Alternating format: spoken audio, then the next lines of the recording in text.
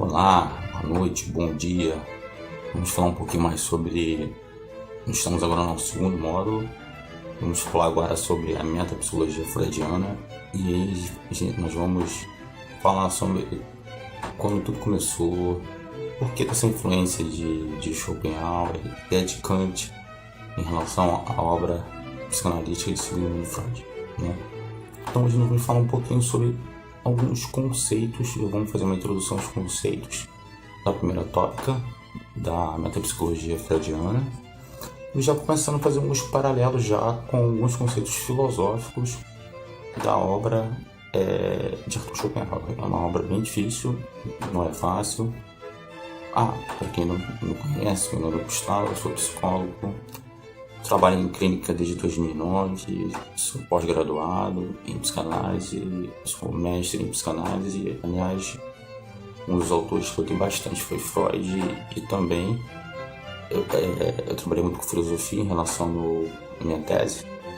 Eu trabalhei muito com Kant, trabalhei muito com Schopenhauer, porque eu trabalhei o tema mal-estar na cultura, né? Tem tudo a ver, vocês vão entender mais pra frente porque tem tudo a ver a gente falar sobre mal-estar na cultura e os conceitos de Schopenhauer. Só pra gente fazer uma retrospectiva do primeiro módulo, foi quando eu falei um pouquinho sobre a questão do que seria, né, os principais conceitos de Arthur Schopenhauer, né? Só para relembrar, Schopenhauer foi um grande filósofo do século XVIII.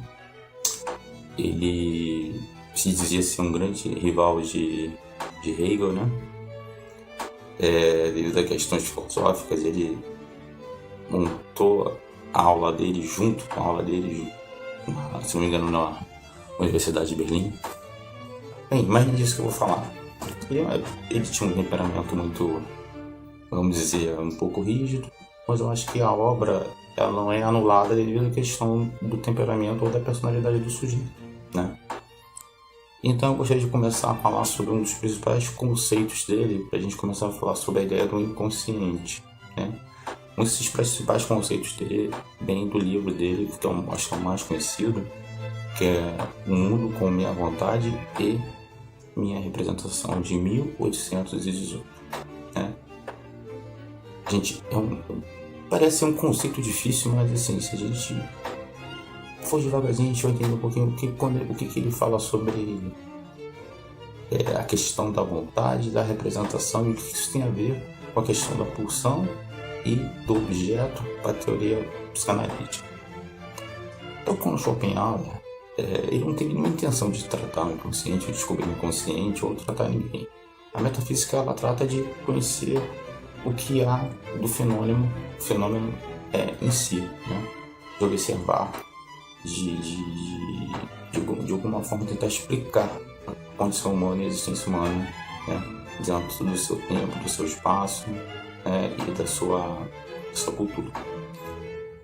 E a teoria psicanalítica, ela já tem um outro foco, né? Ela é a metapsicologia, então um conjunto de conceitos que a psicanálise é um dos campos da psicologia que busca, né, através do tratamento, tratar as psicopatologias. Então, voltando a Schopenhauer, o que seria uma representação? É interessante a gente parar para pensar sobre isso. Uma representação é tudo aquilo que de forma imagética, ou seja, de acordo com a nossa imaginação, nós criamos em relação a determinado objeto que a gente percebe no mundo. Nós temos nossos sensos perceptórios, de percepção, como o olfato, a visão, o tato, e todos esses aparelhos sensórios, eles fazem parte de quê? Para organizar tudo que a gente sente, observa, e aí a gente pega todos esses dados e organiza. Isso aqui é um livro, né?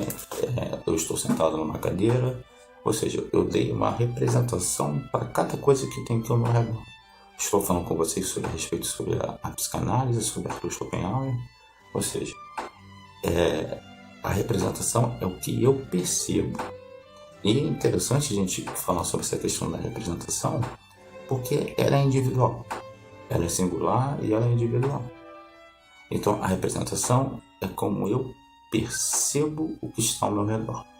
É o que eu dou sentido ao que está ao meu redor. Bem, partindo dessa premissa, a vontade ela estaria associada à representação. Por que a vontade estaria associada à nossa representação?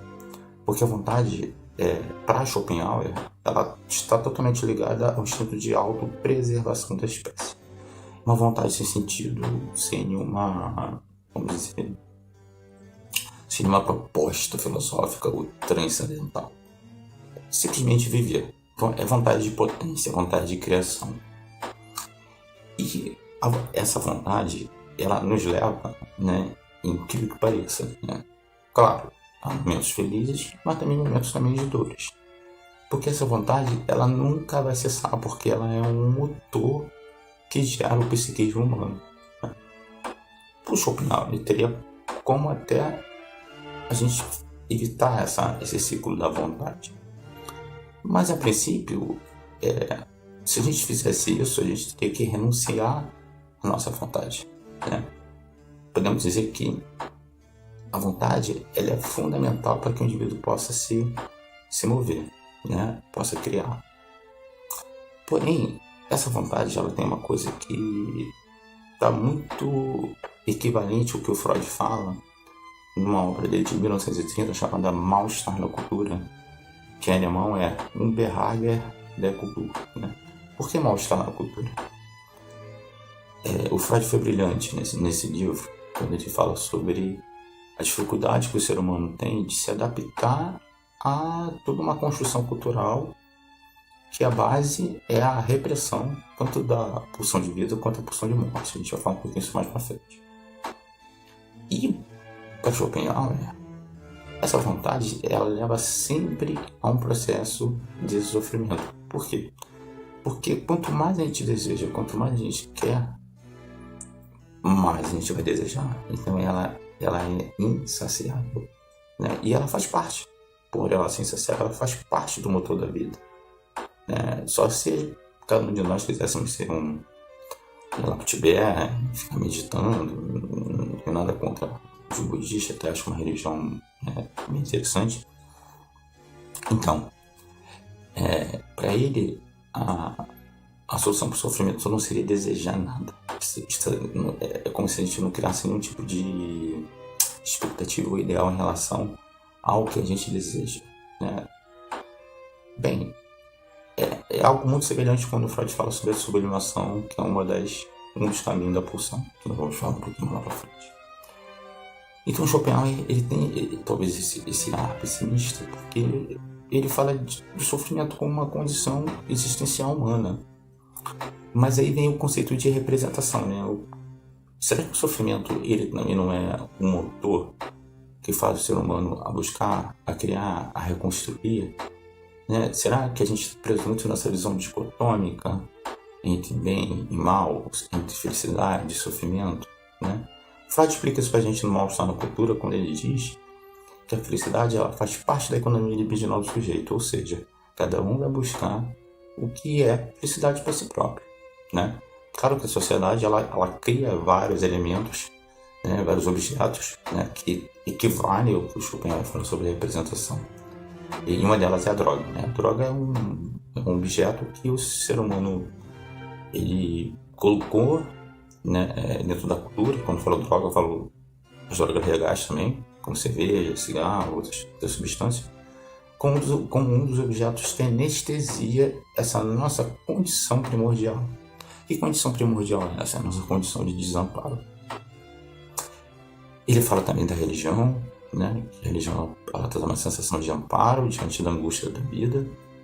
Ele também fala do romance como uma alternativa também para ter uma sensação de completude, mas são coisas que elas trazem temporariamente uma sensação de segurança, mas elas passam, porque nós somos seres incompletos.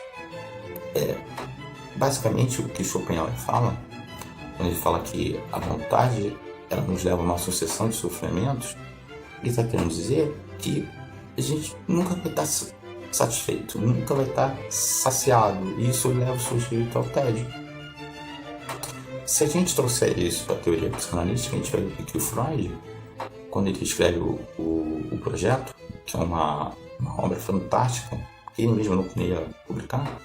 Aí ele já fala sobre neurociência, fala sobre a questão da sinapse, de catexias entre neurônios. Ele mesmo me diz que seria impossível o ser humano viver se não houvesse esse princípio da constância, não da inércia. Porque a inércia é você tá ali. É um estado de não sentir. O da constância não. Você está em alto, você está em baixo. Então o que seria para prazer para esses dois autores? A ausência do desprazer. E aí a gente vai entrar um pouquinho agora diretamente em Freud.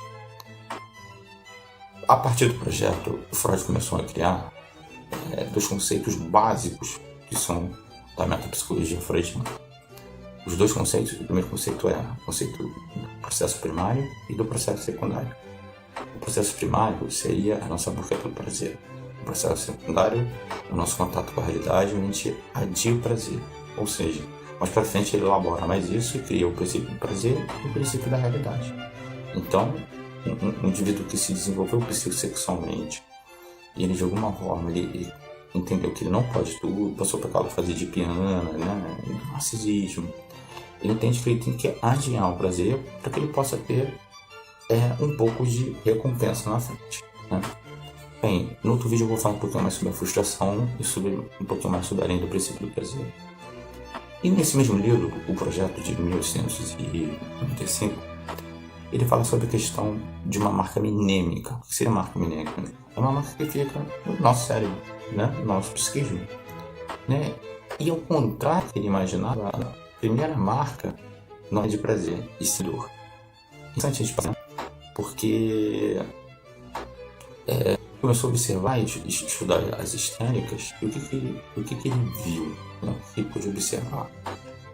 Que, ao contrário de todo o discurso organicista da época, da psiquiatria, as histéricas não sofriam de algo orgânico, e sim de desejos que eram reprimidos, né? Desejos que iam contra a moral, principalmente numa cidade, numa época vitoriana, onde a sexualidade era muito reprimida. E aí ele começou a observar isso quando ele teve a oportunidade de ir para a França, de estudar com Charcot e ver as sessões de hipnose. E logo depois o pai dele tinha um grande conhecido, que era o Dr. Breuer. O pai dele o Dr. Breuer era um médico muito conhecido. E ele começou a tratar uma jovem russa chamada Una. Então o que o Freud percebeu? Né? Que essa jovem russa, na medida que o Dr. Breuer ia visitar, cuidava dela, ouvir, os sintomas começaram a diminuir. E eram sintomas assim, bem que a gente chamou hoje no DSM-5, tipo sintomas conversivos e somáticos, como estrabismo, a marcha com dificuldade de locomoção, os membros de alguma coisa com parestesias, né? Então interessante que assim, parecia ser algo da ordem do orgânico, do neurológico, mas ali ele percebia algo interessante. Em determinado momento que o Dr. Breuer estava atendendo Ana O, e ainda não tinha surgido a psicanálise, a psicanálise surgiu em 1900 com o lançamento do livro Die Träumung, que é a interpretação dos sonhos, que de alguma forma também Schopenhauer fala dos sonhos lá atrás, que a nossa recepção da realidade seria mais ou menos um sonho, né? E aí a gente pode fazer uma ligação com o conceito de fantasia, que é um conceito freudiano. E o que ele começou a perceber? Que na medida que o Dr. Breuer dava atenção, dava carinho no sentido de acolhimento, né? De escutar a paciente, de estar ali no momento que ela estava sofrendo, os sintomas começaram a diminuir. E aí teve um episódio que, por ela ter essa doença chamada histeria, e depois eu vou explicar um pouquinho mais sobre o que seria a histeria, ela fez o que o Freud descobriu de transferência, né? Ela transferiu um afeto que ela tinha pelo pai, e esse afeto, ela disse assim literalmente, né? Estou esperando um filho do Dr. Breuer. Caramba, isso aí causou um transtorno imenso. E o que aconteceu? Ele largou o caso, né? nesse momento que largou o caso, ele percebeu que tanto ela quanto ele tinha havido algo que ele não tinha percebido, né? Que foi a questão da transferência da contra-transferência.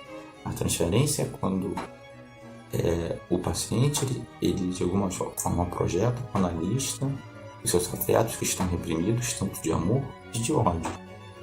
E a contra-transferência é quando o analista, ele projeta as questões dele não resolvidas no analisador. E aí, nesse momento, quando ele bateu a tecla que a questão da histeria seria não uma questão orgânica, como a psiquiatria da época queria, mas sim uma questão do desejo, foi aí que ele iniciou o conceito de inconsciente. Ele sabia que tinha algo dentro do sujeito que estava reprimido e que ele não tinha acesso, e que esse acesso só seria através ou do método catártico, ou do método da hipnose, ou do que ele descobriu de associação dele. Então, voltando, né, à questão da descoberta do inconsciente, né? Então, quando Freud ele descobriu que a questão das histéricas não era uma questão orgânica, e sim uma questão da ordem de um desejo reprimido, ele descobriu um mecanismo de defesa chamado recalque.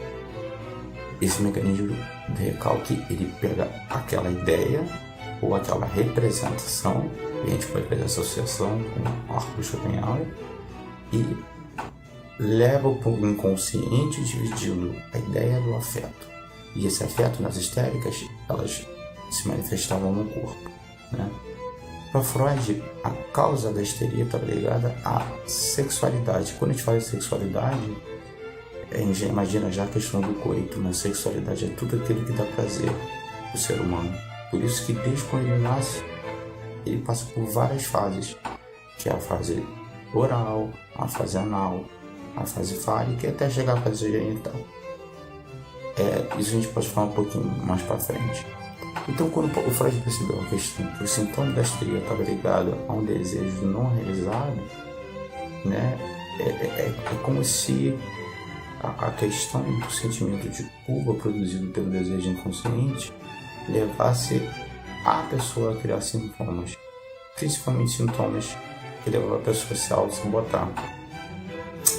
E aí a gente vê esse caráter, né, que tanto Schopenhauer fala do caráter egoísta do ser humano, como a gente pode ver essa questão da pulsão de morte por Freud.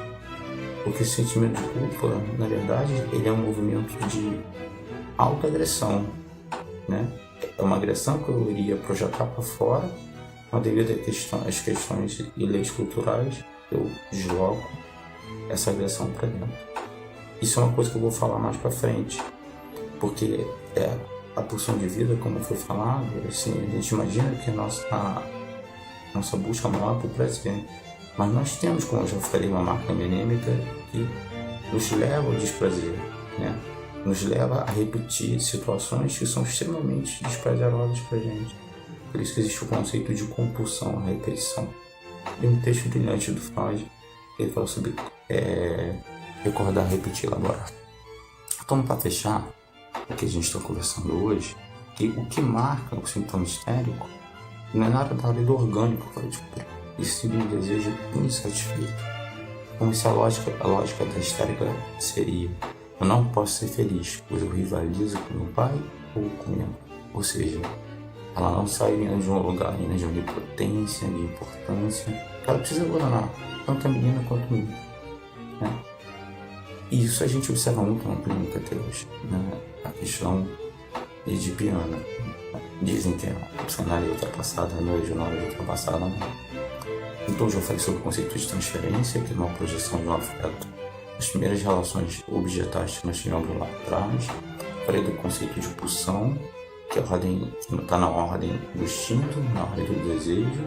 Isso difere um pouco de Schopenhauer, porque o conceito de vontade de ver para ele é basicamente por instinto, mas se assemelha com uma força que está além da razão. Eu falei sobre o mecanismo do recalque, né, que é o que reprime o desejo inconsciente ou o desejo proibido, o desejo impossível, seria o desejo do incesto. E aí, numa aula adiante, a gente vai falar um pouquinho mais do complexo de Édipo.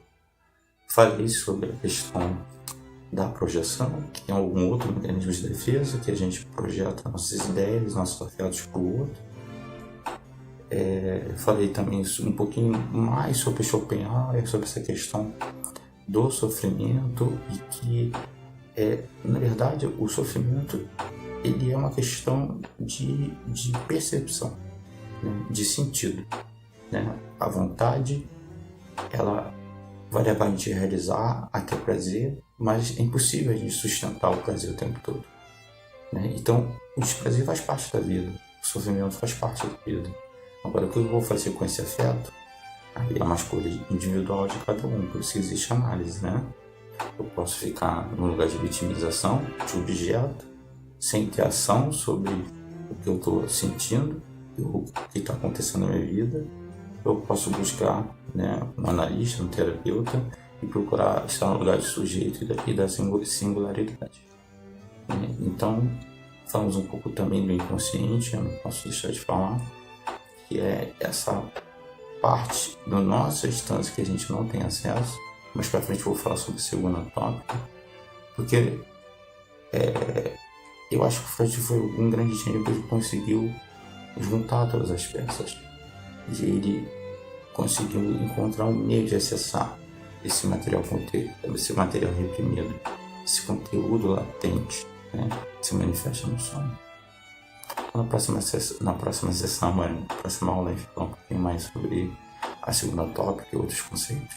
Um grande abraço para vocês e até a próxima.